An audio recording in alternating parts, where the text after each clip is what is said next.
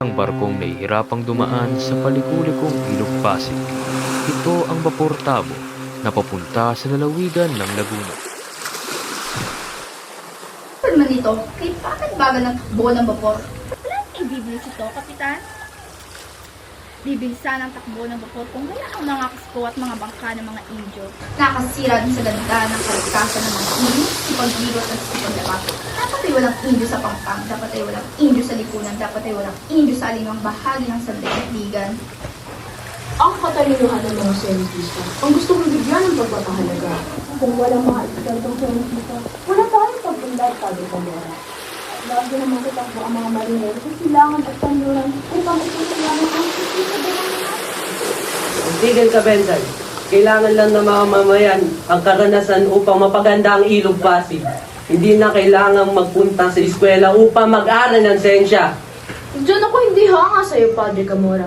Kailangan na matalinong isip sa pagtugon sa mga problema. Dapat mong isipin, malaking suliranin ang liko-liko at mabuhangin yung Ilog Pasig. Teka. Huwag kayong mag-iryang para mga manang sasabungan at baka kayo magkasakitan. Kaunting lamig ng ulo, kaunting pag-unawa sa iba't ibang punto de vista. Bedside, tama si Padre Camora. Anong siyentista? Anong palitanino?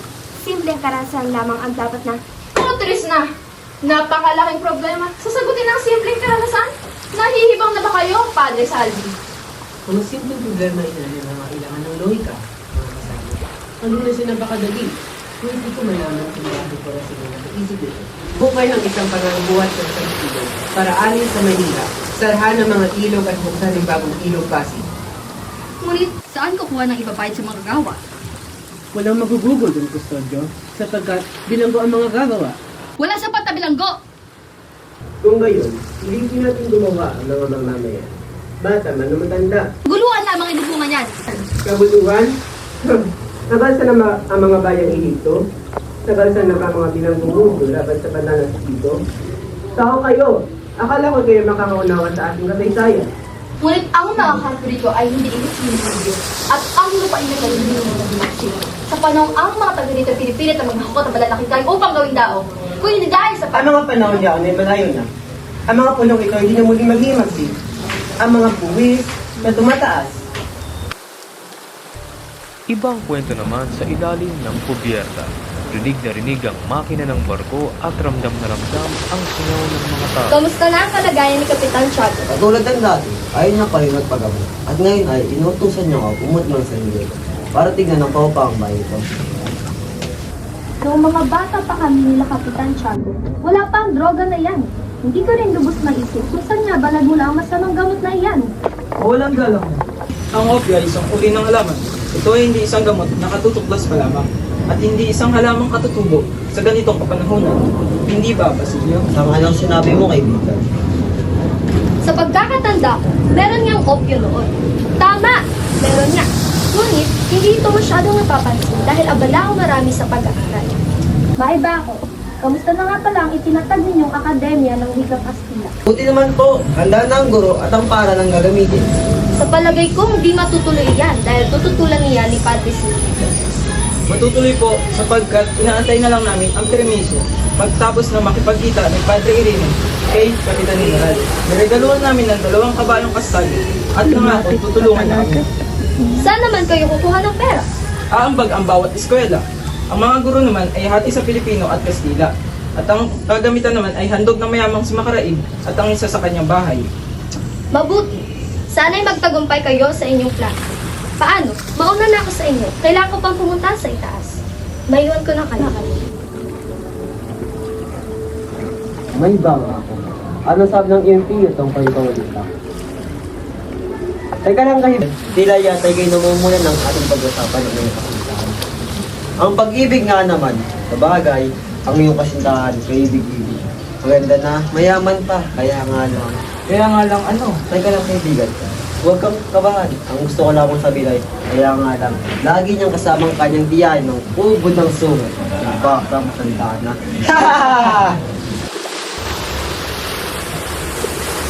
Magandang araw sa iyo. Maaari ba ako makisali si Papan? Tila kayo nagkakatuwaan. Basilio, Ikaw ba'y pauwi na at magbabakasyon? Ganun nga po, Ginong Simon. At sino naman ang iyong kasama? Kababayan mo ba siya? Hindi po, Ginong. Ngunit magkalapit lang po ang aming bayan. Bakit, Ginong? Hindi po ba kayo nakarating sa bayan nila? Sadyang hindi ako pupunta sa lalawigan sapagkat ang mga tao roon ay hindi bumibili ng aking mga alas. Sa aking palagay, ang mga tao roon ay mga masigura. Sadyang hindi lamang kami bumibili ng mga bagay na hindi naman namin kailangan. Bueno, heto. Sabay na lamang ako sa pag-inom ng serbesa. Salamat, Ginong. Ngunit hindi po kami umiinom ng alak. Hindi umiinom. Sabi nga ni Padre Camora, masama raw ang maraming uminom ng tubig. Kung tubig lang ang iniinom ni Patrick Amora, wala akong chismis na narinig. Hindi tulad ng alcohol, ang tubig tabak ay nakakapatay ng apoy. At kapag ito'y nagalit, ay maaaring lumawak at maging dagat na handang magwasak at pumatay. Kapag ito'y pinain at naging singaw, ay handang tuminaw. Ipaumanin niyo muna kami, Ginoong Simon. Ngunit kailangan na po namin mauna.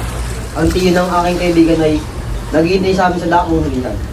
Walang anuman, Basilio. Pangarap. Bawa ang mga pangarap. Napakatapang mo naman sa kay Don Simon. Ang taong iyon ay nakakapanghilakbot at halos kinakatakutan ko. Siyang tinatawag namin kayo pang Ginong. Kardinal, Kamahal-mahalang itim kung ibig mong sabihin. Si Don Simon ng Sangguniang Kapitan General.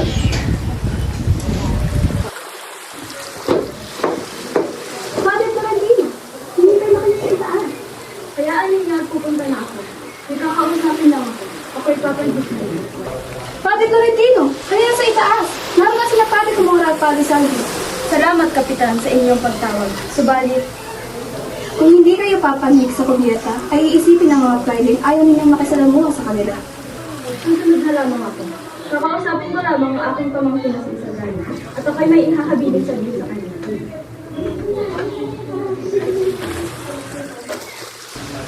Isagani, huwag kang aakyat ng kubyeta habang ako'y naroon. Baka magpakalabis na tayo sa kagandahang loob ng kapitan. At ayaw akong isipin ng mga tao ang ganawang bagay sa atin. opo! Hindi yun ang tunay na dahilan. Ang totoo'y, ayaw niyang makausap ko si Doña Victorina.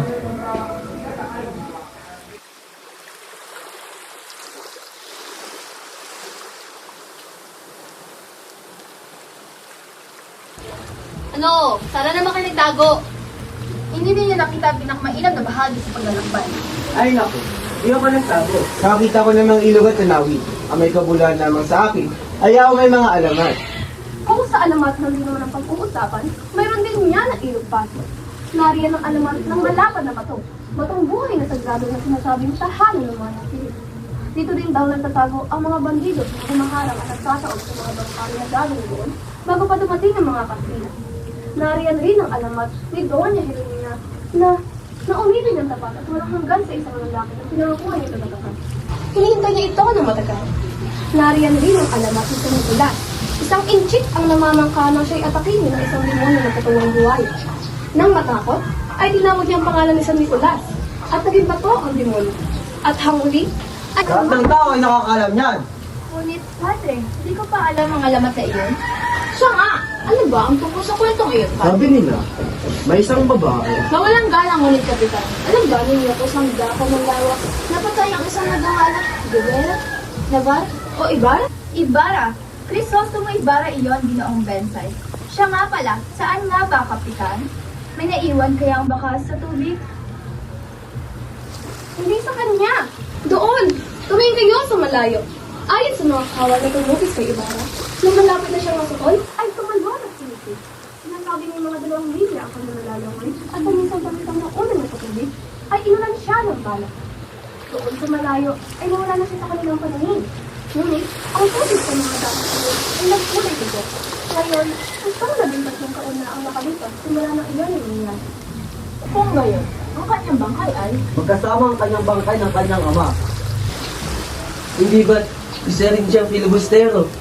Iyan ang tinatawag na napakamurang paglilibing. Hindi ba, Padre Tabora? Lagi ko nga nasasabi na ang mga filibustero ay hindi magkakaroon ng marangal na libing. Ngunit, ano ang nangyari sa iyo, Ginoong Simon? Kayo ba ay namumutla? Kayo ba ay nahihilo sa ganitong halos patak lamang ng tubig ang laman? Dapat ninyong malaman na hindi ninyo maipapala sa isang patak ng tubig ang lakbay ito.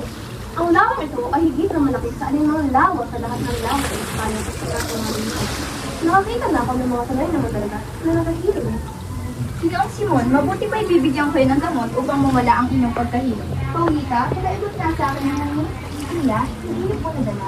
Kung gayon, sumama kayo sa akin at libo na nila sa aking bagahe. Sa isang masukal at malawak ng kagubatan nakatira si Tata Selo at ang kanyang anak na si Kabesang Tales. Kuya, sa iyong palagay, ako kaya makakapag-aral din sa Manila tulad mo? Aba, oo naman.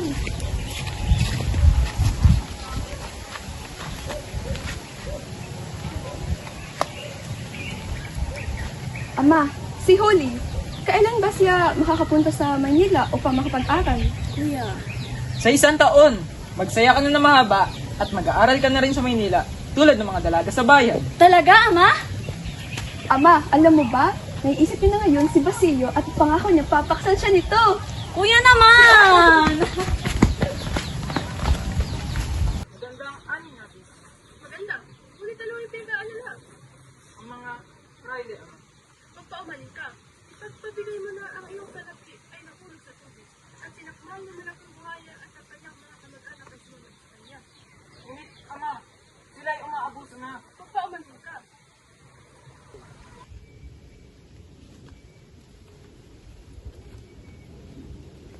Telesforo, mabuti at nandito ka. Magandang araw, Padre. Ano ang naparito nyo? Kailangan mo na magbayad ng buwis. Ang buwis ay 200 piso. 200 piso? Ngunit, iyon ay napakalaki naman.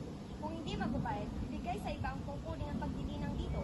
Tama, kung hindi ka magbabayad, ang lupain na ipalilinan ko na lamang sa aking kasambahay. Matagal na rin naman siya nagiging tapat naman ninilbihan sa akin. Ako ang naghirap magtanim at mag-ani dito. Binuhos ko ang pawis at dugo ko, mayahaan ko lang sa hirap ang pamilya ko. Ngunit hindi sa'yo ang lupang nililinang mo. Ito ay pag-aari ng korporasyon.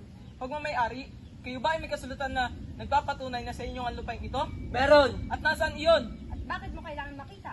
Hindi ako magbabayad ni kalahati ng buwis hanggat wala akong nakikitang katibayan na sa inyong ang lupain ito. Anak, huwag ka na magmatigas. Hindi ba tama ang iyong ama, Telesforo? Wala kang makikita kung patuloy ka magmamatigas. Handa ako makipag-usap ay paglaban lamang ang karapatan namin. Kay barbaridad, kunin ang batang lalaki at gawing gwardiya sibil. Bitawan niyo siya! Ama! Holy! Hindi! Huwag ang aking anak! 500 piso ang hinihingi ang pinuno. Kung hindi, mamamatay ang iyong ama, Pilipino. Saan makukuha ng 500 piso? Ang mga alahas, liban lamang itong Agnos, handog ito sa akin ni Basilio. Ngunit, ito'y hindi sapat. Tama, mamamasukan na lamang ako kay Hermana Pensyang bilang utusan.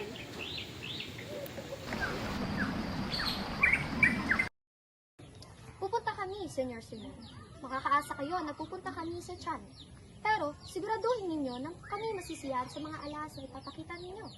Patunayan nyo na kayo lamang ang mag-aalahas na ipinitingala sa buong mundo. Sayang naman kung pabubulaanan nyo lamang ang mga papuring sinasabi ko sa inyo. Sisikapin ko kung pumunta. Kailangan ko na isang relo. Ngunit, kung ako'y maging abala, ay papakilasapan ko na lamang si Kapitan Basilio na ako'y pilian na lamang sa mga koleksyon ninyo. Ito po ang bayad ko. Huwag natin yun. Regalo ko na lamang sa iyo ang relo. Itago mo na lamang ang pera. Hindi ninyo maaaring hindi tanggapin ang bayad ko. Ako'y napapahiya dito. Magagalit ako kung ngayon niyo ako babayaran sa harap ng ating mga kaibigan. Hayaan niyong magtuos tayo pagdating ng mga arahas ninyo sa kwarto. Gusto ko rin magpabili sa inyo, Kapitan Basilio. Isang magandang pares ng hika ang ipapakuha ko sa inyo. Pagdating sa kumbento, babayaran ko.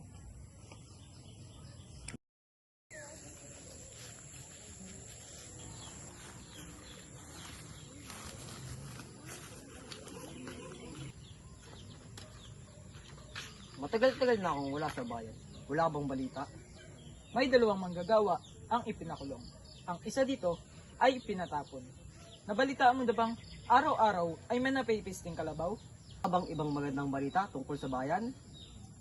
May kinalaman sa bayan? Sa San Diego ba ika mo? Isang kasama natin ang sumakabilang buhay.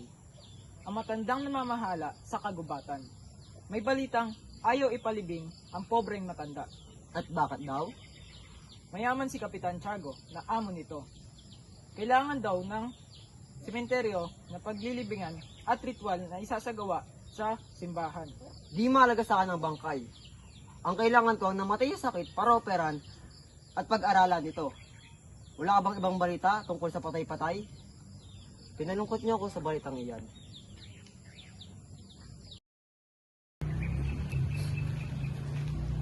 Inay, dahil na akong hindi nakakatalo sa inyong puntod. Naalala ko pang mga tragedy na nangyari sa akin. Buti na lang, nakilala ko si Kapitan Tiago sa Maynila. Basilio, patitirahin kita sa amin at pag-aaralin sa Juan de Letra. Maraming salamat po. Pagbubutihin ko po ang pag-aaral para mas kulit ng iyong kabutihan, Kapitan Tiago. Lumipat po ako sa Ateneo dahil magandang tuloy ng estudyante doon.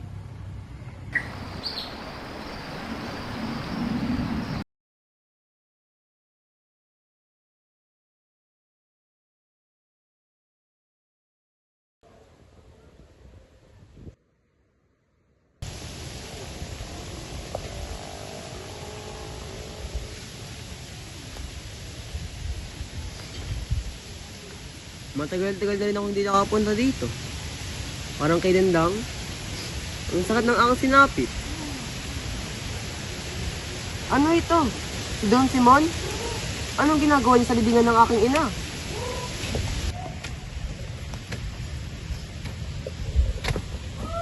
May tutulong po ba ako sa inyo, Ginoo? Anong ginagawa mo sa gubat na to? Kung maalala niyo, dito rin tayo nagkita, dito sa mismong poong. Nakita natin at doon na nakaharaan na. Katulad dito, tayo ay naghahanda ng pakikiram. Nakaligaya ko kung may tulong sa inyo. At sa tingin mo, sino ako? Isang taong pinapalagay ko ang dakil. Isang taong pinapalagay ng lahat. Maliban sa akin, napatay na, kasawian at yamdam ng masyado.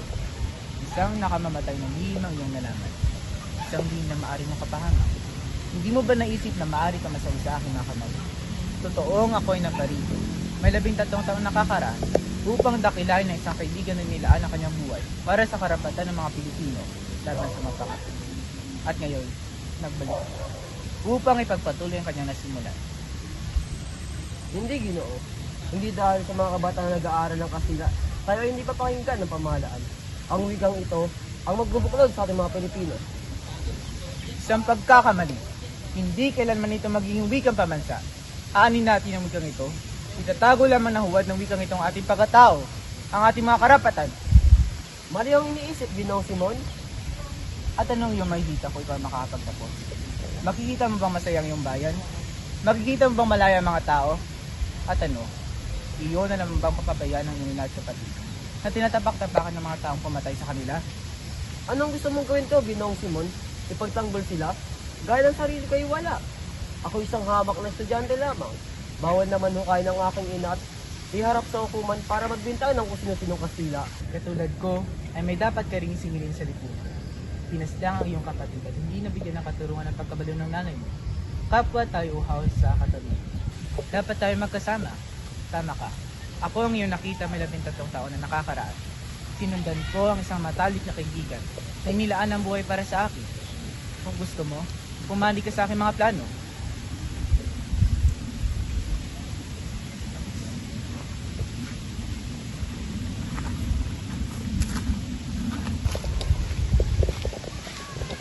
Tama kaya ang aking ginawa?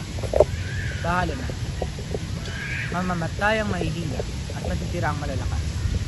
Kaunting pagtiis na lang, malapit na akong magtagumpay. Kaunting pagtiis na.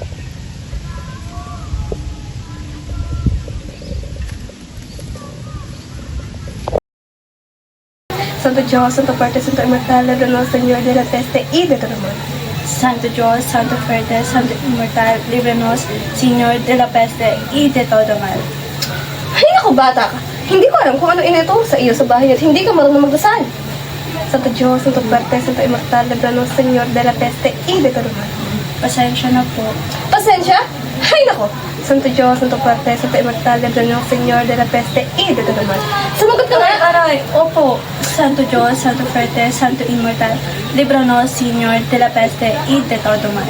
Sa bagay, wala naman kasing babae sa bahay niyo. Santo Dios, Santo Fuerte, Santo Inmortal, líbranos, Señor, de la peste y de todo mal. Santo Dios, Santo Fuerte, Santo Inmortal, líbranos, Señor, de la peste y de todo mal.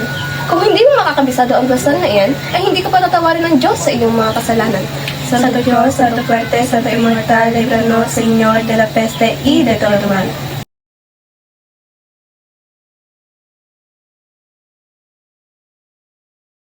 Nalaman mo yung napipigan si Tandang Selo? Ay, oo, kawawa naman siya.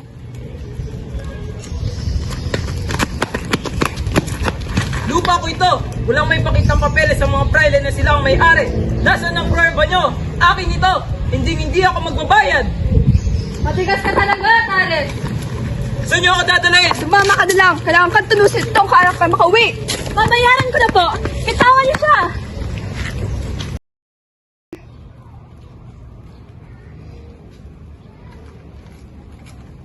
Lo, ano ang nangyayari sa inyo? Napipin na nga siguro si Tandang Selo. Kaya, pinagdadaan. Diyos ko, ano ba ito nangyayari sa atin?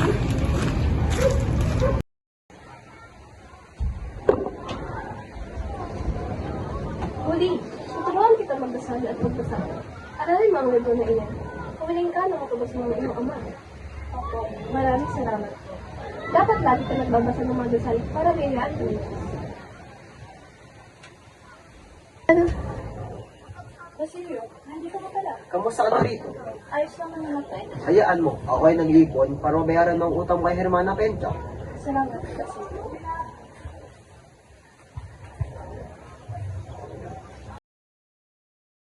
Ako mga kwintas na dating pumamay-ari kay Cleopatra. Natagpuan ito sa mga piramid. Mayroon din ako mga singsing na dating pumamay-ari ng mga mambabatas na Romano. Natagpuan ito sa Cartago. Marahil yang pinadala ni Hannibal matapos ng digmaang Canis. Mayroon din ako mga mamahaling hikaw na dating pamamay-ari ng mga babaeng taga-Roma.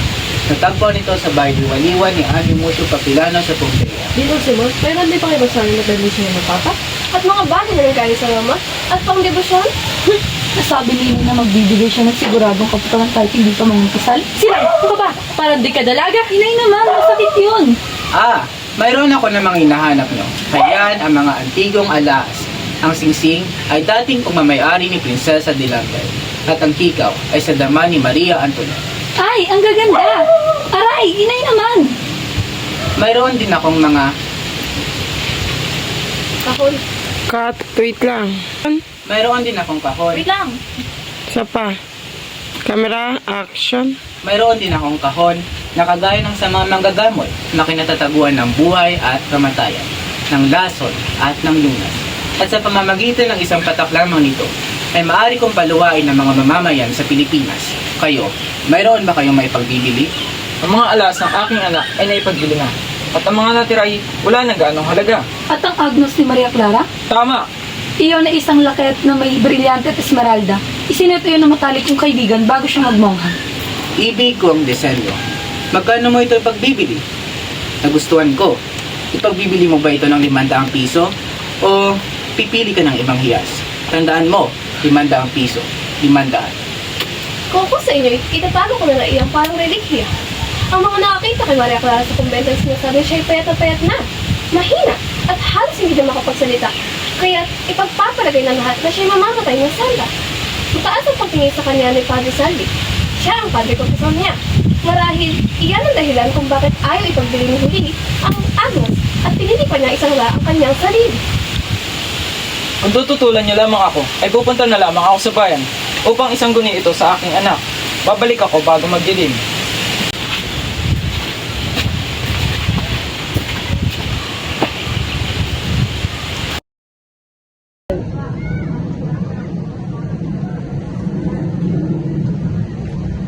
Mabuti pa ang pangasuhan sa Espanya ay napakaganda. Samantalang dito sa Pilipinas ay pawang walang kwenta. Di ba sila sino yun? Alam niyo ba kung saan siya nag-aaral?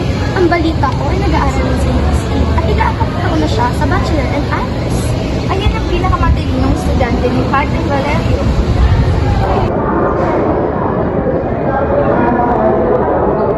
Alam mo na ang aral ng Kristiyan, habang kasama ko sa Padre, baka na hindi namin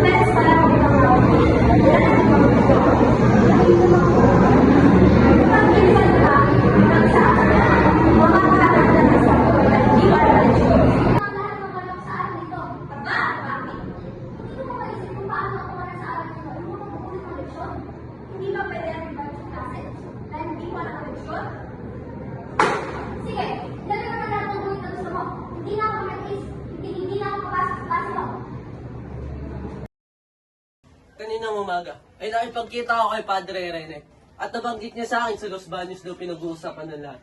Ang lahat daw ay tutol, ngunit tinayanan nila na ang kataas-taas ang lupon ng paaralang primarya na ang magdesisyon. Ngunit, hindi naman tumigilos ang lupain ito. Iyan rin ang aking sinabi kay Padre Rene. At ang sabi niya, si Don Custodio, isang sagot ay ang lupon na maninilbihan. Paano kung naban sa mga desisyon? Sinabi ko rin yan kay Padre Rene. At ang sabi niya sa akin ay, malaki na ang ating tinamo. Nagawa na natin ang ating kahilingan na may umang sa kapasyahan. Sabi ni Padre Rene. At kung tayo may ikipagkilala kay Don Custodio, ay magagawa nating hilingin ang kanyang pagsang-ayon. Sa papaanong paraan naman tayo makikipagkilala sa kanya? Dalawang paraan ang sinabi sa akin ni Padre Rene. Ang inchik na si Quiroga. Ang mananayon na si Pepay. Tignan natin ang isa pang paraan. Maaari namang si Ginoong Pasta pa ang ating lapitan. Ang abogadong hinihingian ng payo ni Don Custodio? Oo, siya nga. Siya ay kamag-aral ng aking amain. Ang problema lang ay kung paano natin siya lalapitan upang pakiusapan si Don Custodio at paboran tayo. Hindi ba't si Ginoong Pasta ay may kalaguyang isang mananahi? Wala na bang ibang paraan bukod sa paghandog ng kanilang kalaguyo? Huwag ka na magbinarte. Isipin mo na lang ang ginawa magagawa nito. Kilala ko ang babae, si Matea. Di naman siguro masama kung ating susubo. Di naman siguro masama kung ating munang susubukan ang mga parang hindi mahalay tignan. Kakausapin ko si Ginoong Pasta. Kung ako hindi magtatagumpay, tsaka natin gawin ang ibang paraan. Marahil ay tama si Isagani. Kung gayon, antayin natin ang resulta ng kanyang pakikipag-usap kay Ginoong Pasta. Okay, cut. Nice. Sa wakas ay natapos din. Oh, iho! Magandang araw ho, Ginoong Pasta. Magandang araw ho, Ginoong Pasta. Ipagpaumanhin ko na, binata, kung di ko napansin ang iyong pagdating. Kamusta nang akala ang iyong tiyo na si Padre Fernandez? At ano ang pakay mo sa akin? Mabuti naman ho ang tiyo. Ako ay isang mag-aaral. May kabubuti na nakakarami ang ninanais. Ngunit, marami ang hindi sang-ayon mula rito. Maski ako'y ganun din. Walang makakatalo sa aking pagiging makabayan. Ngunit, kailangan ko mag-ingat sa aking mga kilos. Sana'y unawain mo ako. Ayaw namin kayo mapahamak. Wala akong nalalaman sa batas na pinapairal sa ating bayan. Pareho tayo ng hangarin sa bayan. Ngunit, magkaiba lamang tayo ng pamamaraan. Mas mabuti kung tutulong tayo sa pagsunod sa mga batas ng pamahalaan. Dapat parusahan ang mga pagkilos na labag sa pamahalaan. Hindi karangalan, kundi katarungan at katwiran ang higit na matatag na sandigan. Maiba pang dahilan ng pamahalaan, kaya niya ito ipinagdadamot sa mga tao. Siguro nga hindi makatarungan ang mga pinuno. Ngunit, kailangan nating unawain ang pamahalaan dahil may iba't ibang kondisyon ang mga ito.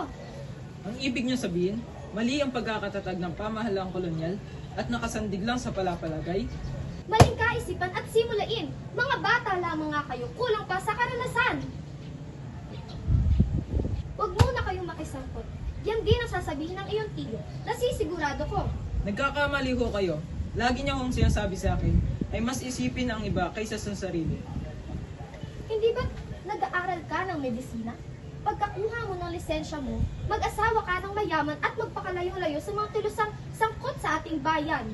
Pagputi na ang iyong mga buhok, papasalamatan mo ako sa aking mga payo. Kapag pumuti na ang aking buhok at masabing ang mga ginawa ko ay para sa sarili ko, ituturing kong tinik na ikakahiya ang bawat hibla sa aking buhok. Maraming salamat po sa oras, Ginoong Pasta. Kawawang bata. Dati, hangat ko rin ang ganoong bagal. Ngunit, hindi nito mabubusog ang aking tiyan. Kawawang bata.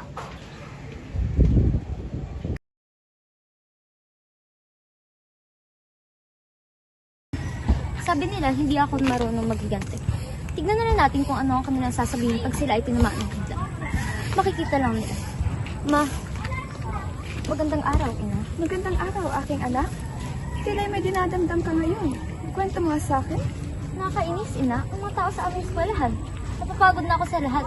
At iyan, si Kapitana Simona, na porket nakapasok sa seminar ang kanyang anak, ay akala mo kung sino obispo na naglalakad sa sariling bayan?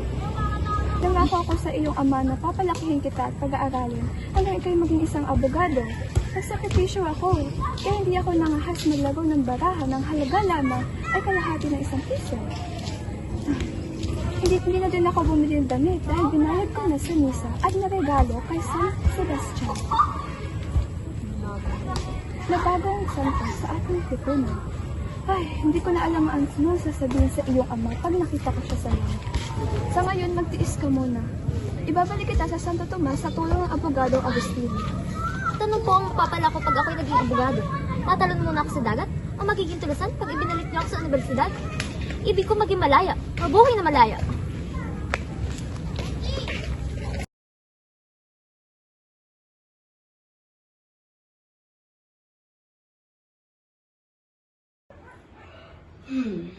Pumayag ang Kapitan General na ako ang maging tagapaghatol sa manukalan ng mga estudyante sa pagkakaroon ng wikang Kastila. Sapagkat isa akong buhay na kita, isa mapagkakatiwalaan o mapaniniwalaan. Paano ba ito? Kumusulta na ako kay Ginoong Pasta, ngunit wala akong maintindihan sapagkat ang hirap nito gawin. Kung may alam lang sana dito si Pepay.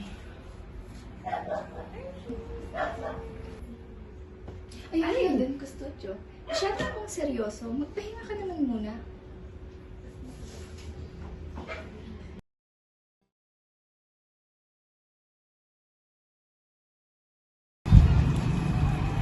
Kamusta ang may sakit? Mahina ang pulso, mabagal ang tibok ng puso, walang ganong kumain, kaya pag-awisan tuwing madaling araw. At ang lasa ay kumalat sa kanyang katawan, anumang oras, pwede siyang mamatay. Tulad ng Pilipinas. Lalo siya nang hinagay sa mga bangugo at sa matinding takot. Tulad ng bayan sa ilalim ng mga pamalaan. Ilang araw na nakalipas nang lumiyat siya sa libro. Inakala niyang madag siya at inaway niya ako. At nagmumura niya ako. Akala niya ginawa ko ang kanyang mata at nang sindihan ko ang ilaw. Akala niya ako si Padre Irene at sabihan ng tagapagligtas at Makinig ka sa akin. Malaga ang bawat sandali. Sa loob ng isang oras, may isang senyas. Matutuloy ang magsikal. Papasarap ang iyong magsisikal. Tanging nabanan pa tayo ng iyong magkita. Tiyak na ako sa aking pagtagumpay. Ang hindi kumampi ay magiging kaaway. Narito ako upang papipiliin ka. Kinabukasan, ang kamatayan mo. kamatayan ko o kinabukasan. Hawak ang kapangyarihan sa pagbagsak ng pamalaan. Ngayong gabi, habang nalilibang sa teatro ang kanilang pinuno, hindi nila alam na hindi sila makakauwi ng payaman. Napaniwala ko mga sundalo na utos ito ng Kapitan General. Kasama ko mga private. Iyan na nagpakita sa kanila. Kasama ko si Kapesang Tales. Ngayon, papipiliin kita. Papani ka ba sa amin? Pumili ka. Ngayon na! Si Maria Clara? Oo. Ililigtas mo siya para sa amin. Nabuhay pumanig ako sa bayan ko para sa kanya. Matutuloy ang magsikap. Ililigtas siya. Ngunit, patay na si Maria Clara. Kaninang alas 6 ng hapon. Hindi totoo yan. Buhay si Maria Clara. Buhay ang aking minamahal.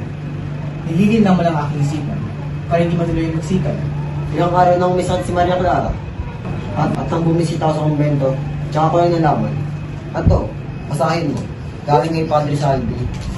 Pinadala kay Padre Irene at Kapitan Tiago. Magdamag siyang umiyak, inahari ka ng larawan ng kanyang anak.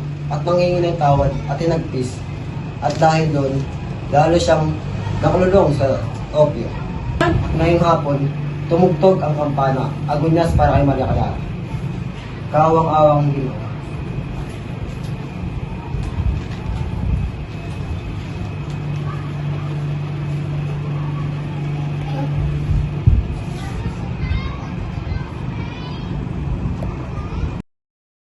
Ha! Masakit daw si Simon at ayaw tumanggap ng bisita. Mabuti na lang, siya ay mayaman at marami nag-aalala. Pero, paano ang mga sundalong galing sa malaking paglalakbay? Ang mga may sakit, ang mga sugatan, at ang mga walang madalaw. Gusto ko maging simbolo ng kawayang matatag, hindi matitinag. Iiwan ko sa aking inang bayan ang isang pangalang kanyang ipagmamalaki. Ang mamamatay sa isang dakilang layunin, tulad ng pagtanggol sa ating bayan, laban sa mga dayuhang mananakop, hanggang sa maging tanod ng karagatan ang aking bangkay. Magandang hapon! Ano na ang balita mo sa walang hiya kong asawa, ha? Wala pa po, Ginang. Hanggang ngayon, ni isa sa mga estudyante wala nang kapagsabi kung nasaan siya. Pakisabi sa pilay kong asawa, ipapaalam ko na to sa Guardia Civil. Kailangan ko malaman kung nasan siya. Buhay man o patay. Mahirap maghintay ng 10 taon para makapag-asawa muli. Ano ang palagay mo kay Juanito Palaez? Sa tingin po, nababagay siya sa katulad niyong kaibig-ibig. Tunay nga makisig at maginoo si Juanito. Walang dudang nababagay siya sa inyo. Talaga? Nahulog ho ang abaniko ni Paulita. Kung hindi ako dumating at pinakalmaan na, iyak na dumanak ng mga dugo. Ang pangkat na mapusok ng mga mag-aaral ay walang napala sa general. Nangihinayang ang lahat na wala roon si Simon, kung hindi lamang sana siya nagasakit. Hindi ko na kaya, lalo pat idinakip na nila si Basilio at hinulughog ang aking mga mahalagang aklat at mga papel. Hindi ko na kaya. Pinansyado! Gumising ka! Malaking magsikad. Dami na pipinsala. Sasaktan. Pati sa ermita, nagkakagulo na. At may putukan na rin sa dalumbayan. Nahuli ba sa Tadeo? Aba, binaril na siya. Huwag kayo masyadong maimag saka. Baka isipin na yung play ko sa buhat. At sinunod ko ang pagkain ng sakit. Totoo bang nabilanggo si Isagani? Eh kasi naman, sira ulo si Isagani. Hindi naman siya mahuhuli kung di siya nagpresinta. Mabuti nga sa kanya. Pero para sa Paulita, hindi siya mawawala ng kasintahan. Iiyak lang siya sandali at hindi magtatagal, magkakasawa din ang Kastila. Ang kaguluhan ito ay gagawin lahat ni Padre Salvi. Hindi ko makausap ang mga ito. Maganda na lang tayo dahil marami kang pagdinungan. Sinabi ko na sa kanya, ganyan talaga ang mangyayari kapag pumasok sa simbahan at nakita niya marumi ang tubig bendita. Hindi na siya magiging malinis. Mabuti nga sa kanya, para sa iyan mula sa Diyos. Parang mas nakakahawa pa ang agua bendita. Mabuti na lang at napaalis pa si Huli dito. Ayoko makipagtalo sa mga praile, kaya pinilit ko siyang maghanap ng perang ibabayad sa akin at sa pilitang utang na bayad na dapat niyang bayaran. Si Padre Camora ay nagtakbo papuntang Maynila. At sa mga bilanggo, si Macaray ay unang nakalaya at sumunod si Isagani. Si Basilio, bukod sa kanyang pag-aaral ng medisina ay hindi na nakalaya. Ayon sa guro ni Basilio, kung hindi siya makakalaya, ay maghihirap siya sa kanyang kinabukasan. Sa palagay ko, mas makabubuti ko siya manatili sa piitan. Ngunit wala siyang kinalaman sa mga kasalanang ipinapalit sa kanya. Pahulihan siya ng mga aming kinalaman sa kanyang mga pag-aaral. Sa siya'y parusahan, ito ay upang mapanatili ang kaayusan at upang mapangalagaan ang kapangyarihan ng mga Pinoy. Hindi ko pinipilit ang aking pananagutan. Ang mga desisyon ay nasa aking mga kamay at walang alila ang mga pagsakdal sa akin. Ngunit paano na ang bayan? Anong bayan mo iyon? Ang bayang iyon ba ang may talagka sa aking posisyon? Hindi po kayo hininang ng bayang Pilipino at kaya't nararapat lamang na ipakita ninyo sa kanila ang makatarungang pamamahala. Nang dumating kayo, ipinangako ninyo ang katarungan. Ngunit ngayon, pinaglalarawan natin ang buhay at kalayaan ng mamamayan. Kung hindi tayo magbabago, maging magsiksila sa ating balang araw. At sa mga oras na iyon, ang mga mararangal ay isasang-ayon sa kanila.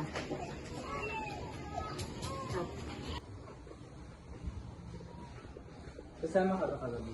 Hindi ho. Nasakit po si Kapitan Chavo at kailangan ko tapos ang libro.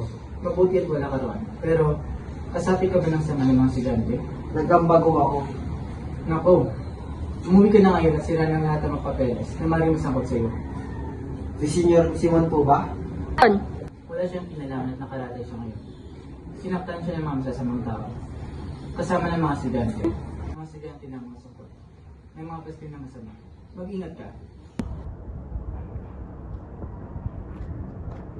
Ipiwi na kayo rin, mga estudyante. Ano nangyayari? Kukulang tayo mga kasapi. Oo, bakasyon. Todo ka ba?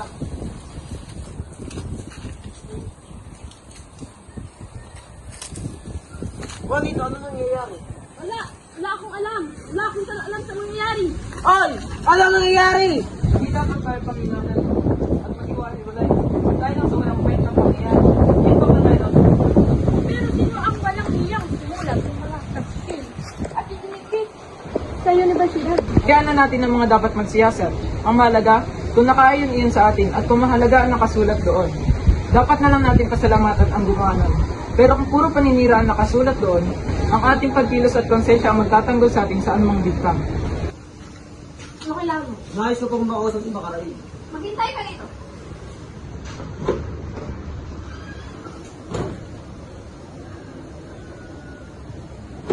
Ano?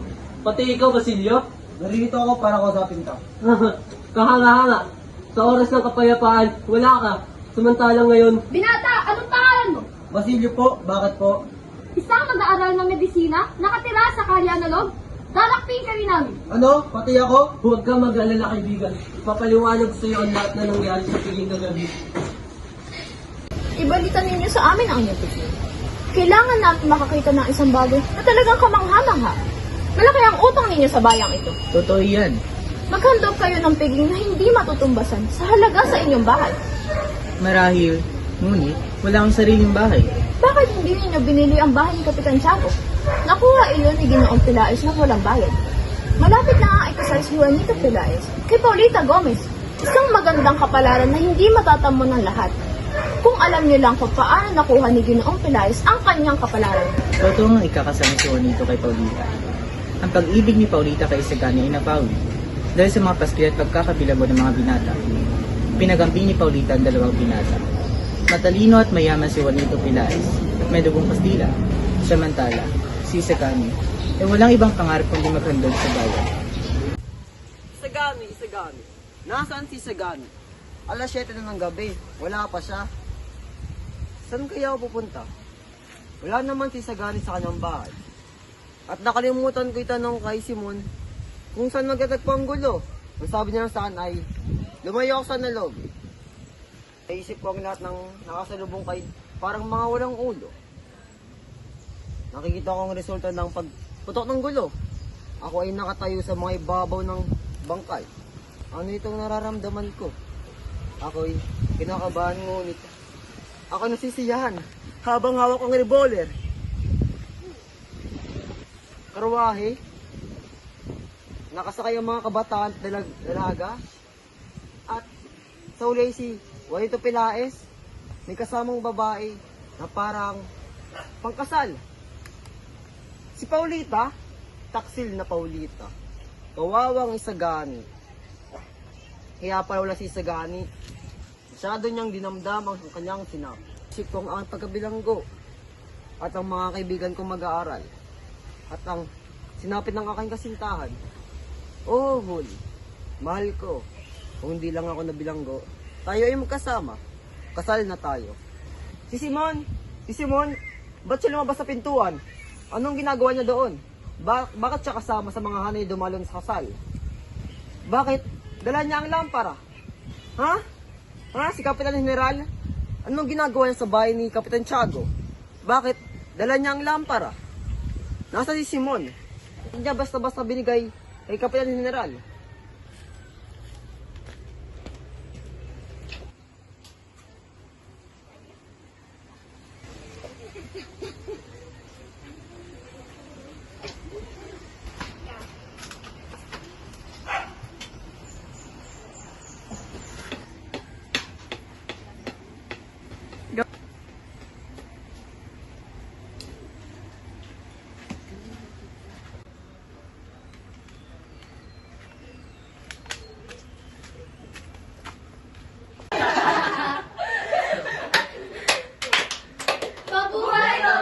Mabuhay ang bagong kasal! Maraming salamat sa pagdala niyo sa kasal namin ni Juanito. Ikinagagalak ko makita kayo sa espesyal na araw na ito. Nakita niyo ba ang bahay ni Kapitan Tiago? Hindi ba mas maganda at maaliwalas ito kaysa dati? Sa tulong ng aking kaibigan, si Simon. Napaayos sa tagilipo ang bahay ni Kapitan Tiago. Bensay, hindi ba napakaganda ng bahay? Oo nga. Ang ganda ng bahay. Wala nang amoy apyan. Ang mga dingding ng bahay ay pinalibutayan ng magagarang papelataran niyan. Doña Victorina, ang bahay ngayon ay parang kasing ganda mo, hindi ba? Nakita ko nga, kahit ako'y namangha sa gandahan ng bahay, napansin ko ang mga bulaklak na kinamit na palamuti, mga kurtinang pula at pelos, mga titik ng pangalan ni Juanito at Paulita. Talagang magara ang pagkakaayos ng bahay. Salamat at nagustuhan ninyo ang aming magarang bahay. Ang titik ng aming mga pangalan ay ipinasadya talaga ng aking ama. Tayo nagkumain sa hapag ng mga dioses, kung saan natin ipagdiriwang ang ating hapunan. Ang mesa ay puno ng pinakamasasarap at pinakamamahaling alak at pagkain. Mabuhay! Kailangan ko nang malathala agad ang mga pangyayari patatawaran. At ganoon din ang katapangan ni Padre Irene sa paghabol sa nagnakaw ng lampara. Pasensya na po, Ginoo. Ngunit hindi po pumayag ang Kapitan General na may akala ng pangayagan. Ayaw niya po na lumabas sa balita ukol sa nangyari sa kasalan kagabi. Hindi ito maaari mangyari. Ang ganoong dahilan ay katulad ng pagpatay sa isang maganda at matapang na anak na dalaga. Ang lahat ng hirap na ito ay hindi dapat napunta sa wala. Ay sumakal na pahal. Ang nagkagawa na natin ito, isang lalaki na kamukha ni Simon. Dapat nating mahanap ang kaalahas si Simon. Siya ang may pakalanan ng lahat ng problema ito. Simon! Bakit mo ininom ang laso? Hahanapan kita ng lunas. Mag-intay ka. Huwag na kayo makasin ng ganyan. Mamamagal ang magalang aking mga oras. Di maaaring tumalang ang nasa sa aking tatong. Nais kong sabihin sa iyo ang aking maaari mo bang sabihin sa akin? Hindi ako may Diyos. Nasa lahat ng dapat. Kahit saan tayo magpunta, larian ang Diyos. Brother, ayaw ko mamatay ng magandang kasamaan. Ako, si Jesus na may bahala. Sa matagal na pinatalagay ng gandali. Patawarin ka lang Diyos naman. Alam niyo hindi mo ginusto ang lahat. Hindi nagtagumpay ang iyong plano dahil sa kanya. Pagkat alam niyo hindi ito tama. Sa palagay mo, Diyos na nagtagumpay mo. Walang makapagsasabi ng hindi sa kanya. Ngunit kaya naman hindi siya naisip na masama para sa akin. Di ba yun? Bakit ako nagpapasa? Pagkat mali ang iyong pamamaraan. Pag-ibig lamang ang nakakagawa ng dakila. Bakit ako nagpapasa? At hindi ang mga masasama na pangalan na wala kayo dito pa sa mga Kailangang alugin ang lalagyan upang lumabas ang bangon ng bulaklak. maraming salamat ka. Kaya ka na ako. Opo, Simon.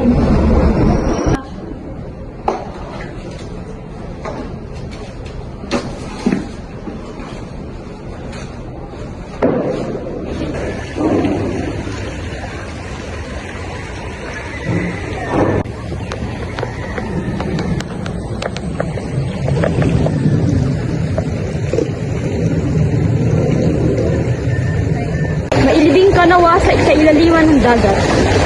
Ngunit kung kakailanganin ka ng tao para sa isang mahalagang hangarin, ipahintulot ng Diyos na matagpuan ka sa sinapupunan ng alon. Pansamantala ay, diyan ka muna. Hindi makababaluktot ng katwiran, hindi mag-uudyok ng kasunod. Love's gonna get you killed. The price gonna be the death of you and you and me and you and